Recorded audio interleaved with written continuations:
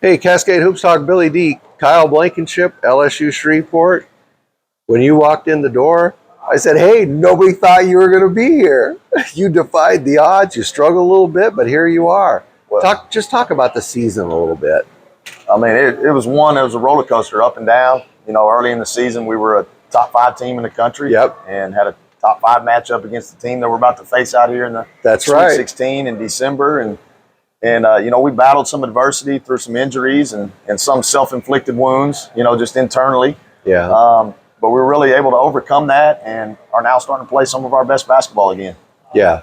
It doesn't, at the end of the day, I always say you don't win a national championship in December. You don't win it, right? What matters is at the end. So you had to, the conference, the Red River, I always get it mixed up with rivers. Anyway, the Red River this year was a little bit of who's going to win it, who wants to win it. You guys kind of had control early, and then anyway, eventually LSUA, who nobody was talking about, all of a sudden they caught fire, and it looked like, okay, they're going to run away. They're going to be the team coming out. And then, you guys are the ones who advance here. Just basketball is a weird game, and look at what happened. Yeah, our league, those top 4 teams from LSUA to Texas College and us and Xavier, yep. And we were all right there. I mean, either one of us could have won it around the last month of the season. The thing with LSUA is they beat everybody they were supposed to beat, and then beat us and beat Xavier, and then beat Texas College at home right at the end. That really gave them the conference championship, and they started playing incredible basketball the second half of the season, and nobody could just really ever catch them. And then Texas College goes 5-1 against the 3 of us, and so they were right there. And if they don't lose on a tip in at the buzzer at LSUA, then they probably win the league. And that wasn't a tip in. Yeah, dunk in. Yeah, it was incredible dunk. If that's a tip in, right?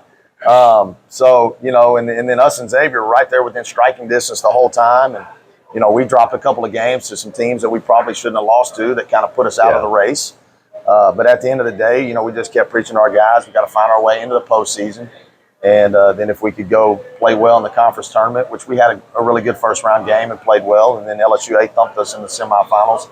But we just felt like if we could somehow recapture that glory that we had early in the year, that we would have a chance to win some games at the national tournament. So how you have a lot of experience managing a team, getting them where they need to be at the end of the year. You've done a really good job of that.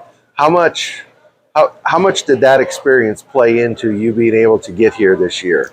Well, we talked to our guys about that as soon as we found out we qualified for the national tournament, that if they would trust us and believe in us, and some of the guys on our team that have the experience, that we kind of know what it takes to win when you get to this level, and the different level of focus that you have to have every single day at practice, and that everything that you have done up to this point, it doesn't matter whether you're a conference champion or whether you finish 3rd or 4th. Everybody is 0-0, and everybody that makes the national tournament is really, really good. And so if you take that mindset and approach of that, we're good enough to win and go win this whole thing, that, we found success in following that model. And so our guys really, from the first practice that we had coming in the national tournament, have really just kind of locked in and dug their feet into the court and said, hey, listen, we're going to be a force to be reckoned with. And I think you saw that over the last weekend. I want to look back here. You had a couple tough teams you had to go up against in your pod. You and I talked about it just for a couple of minutes last night. But Kansas Wesleyan had a really good year. You beat them, and then you surprised everybody. You just kind of thumped Concordia, who's a very, out of the GPAC, they're a great program. Talk about getting out of that regional. Well, we knew going in to play Kansas Wesleyan that it was going to be a true road game. And we were anticipating a sellout crowd and a great atmosphere, and we got that and more. I mean, it was one of the best atmospheres that I've been a part of in college basketball at any level. And, I played at the University of Tulsa and played in the NCAA tournament. And, when we walked out for that game and they had 300, 400 students sitting right there in the middle and the whole place is sold out, we knew what we were getting into. And our guys rose to the challenge. We kind of got punched in the mouth early, but we never wavered. We never fell down. And if we did, we got right back up. And so it was one of those things that, our guys relished in that moment and that opportunity. And, Kansas Western, great basketball team, the KCAC, they've always won in those first couple of rounds at the national tournament. And so we knew we were going to have to be at our best and overcome all of that. And our guys did. And then, the next night, I think we played a little more relaxed, because we knew the first night that the pressure was on and playing in that environment. And coming out against Concordia, we just came out with our feet on fire, and we were flying around defensively. We used our athleticism to create some mismatches on the offensive end and to attack some different players in that game. And then we shot the ball outstanding, probably as best as we have all year. I mean, we finished the game at a 60% clip. And when you shoot it like that, everything else looks better. So, we knew going in, Concordia was a great team that had won their league.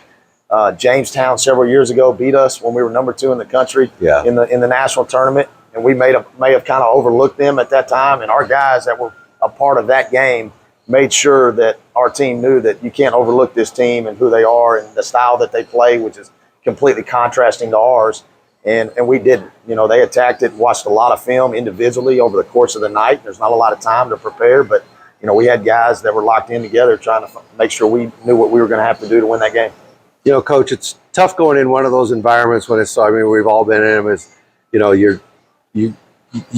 got 3,000 fans and they're all against you. And, oh boy, it's a real confidence booster when you walk out of there with a W and you see all those people filing out. I mean, you got to agree, that's a confidence booster for your guys. Yeah, it was a lot of fun. I mean, I think at halftime, somebody, maybe a fan or something, had made a comment to one of our players about, how long was that trip? And he just kind of unknowingly responded 9 hours. He's like, well, enjoy your ride home tomorrow. It's going to be a long one. And so after the game, he didn't forget that after the game. He said, how long is your trip home? He said, I'm sure you can walk, so enjoy it. So he had a little fun with that. It was great banner.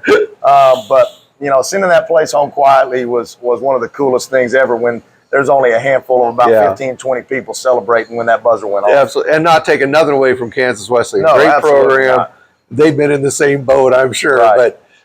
But it's tough to lose in front of all of them. But boy, it's sure the opposite. Right. So that you're here now, you earned your way here. Nobody gave you anything. You played Langston earlier in the year, one of the most publicized game in the NAIA this year. Everybody watched it on YouTube. It was advertised for weeks. You fell in a really tight game there, and you get the rematch.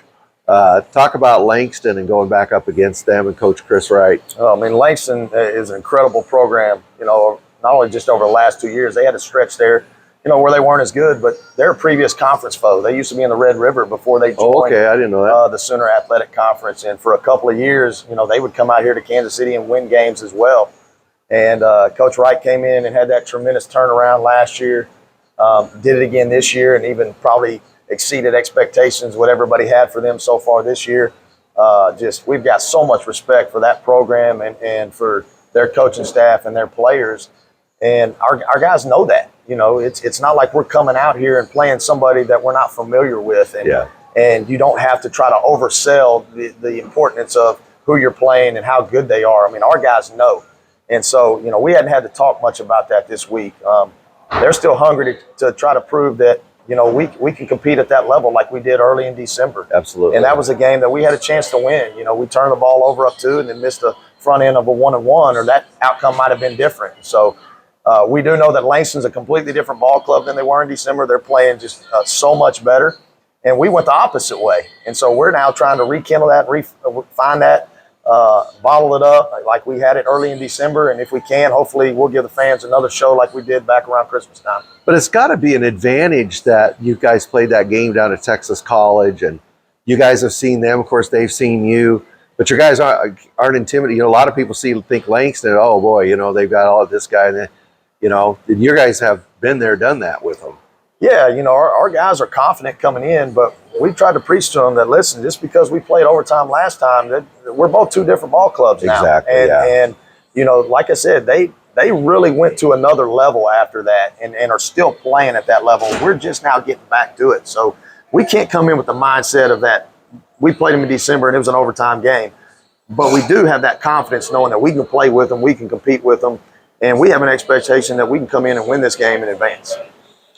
Coach, before I let you go, what does it mean to your program, to the school, the community around you, to get back here to Kansas City and show the strength of LSU Shreveport basketball? Well, Kansas City's been a special place for the Pilots over the last 20 years. This is our 18th trip in 20 years. I think it's more than anybody in the country. Wow. 1 year was COVID, so nobody came. and the other year was when Jamestown beat us in the second round. So for us to be a familiar face out here, we have a lot of people that are Kansas City people that come watch us play and come to the games that'll be wearing some LSUS shirts that we've given them throughout the years. And each year it's just as special as the last, and we don't take it for granted. This year was our 20th consecutive year to qualify for the national tournament, which I believe is the second longest in the country. And that's a big number. You know, there was pressure, and I felt it internally to get to that number, to get to the 20th. And for us to be here and not only make the national tournament, but to get back to Kansas City, which obviously everybody knows is a lot harder than it used to be, because now you got to win 2 games to get here. Just makes this week so much special for me, my family, our players, and we're excited to be here and looking forward to Friday afternoon. Well, Coach Blankenship, thanks for giving me a couple of minutes. Yes, sir. I really appreciate it. Wish you a lot of luck. That's Coach Kyle Blankenship, LSU Shreveport. Thank you, Coach.